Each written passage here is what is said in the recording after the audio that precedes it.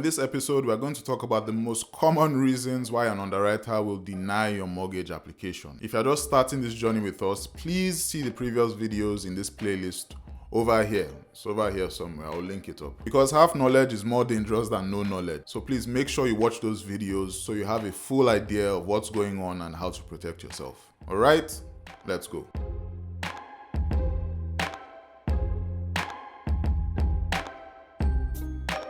So number one, no credit or a bad credit report. Now imagine this.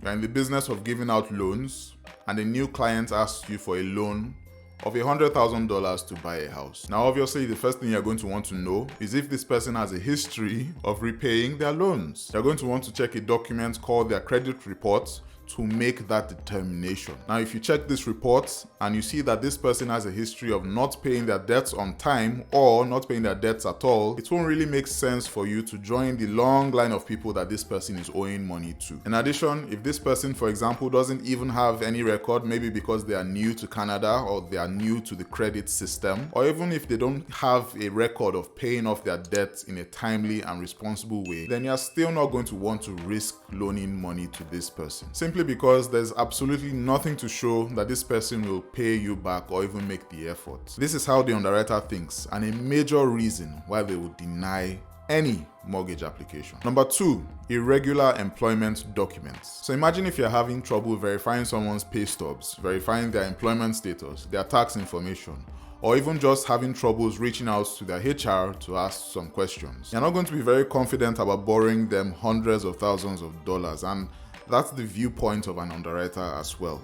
If they aren't sure about these things, they will normally ask for more evidence of your employment, or in most cases, not even stress at all and flat out reject your application. Number three is irregular bank statements. Now, if someone has come to you for a $100,000 loan, for example, and when you go through their bank statements, you start to see large unexplained deposits from nowhere, frequent overdrafts and late payment fees, payments to payday lenders, casinos and other creditors, or income that just doesn't even match their occupation. Maybe they say they're a cleaner and you see that they're earning $500,000 a month. You really start to wonder if loaning this person money is a good idea. Because once again, this is how the underwriter thinks. And if they are struggling to make sense of your bank statements, they are more likely to just walk away, deny your application and move on to another deal. Because honestly, underwriters don't really like stress. They don't enjoy stress at all. Number four, low home appraisal. If you don't know who a home appraiser is, please watch the previous video, not just to get a definition, but also to get important context. So now that we're entering into a seller's market,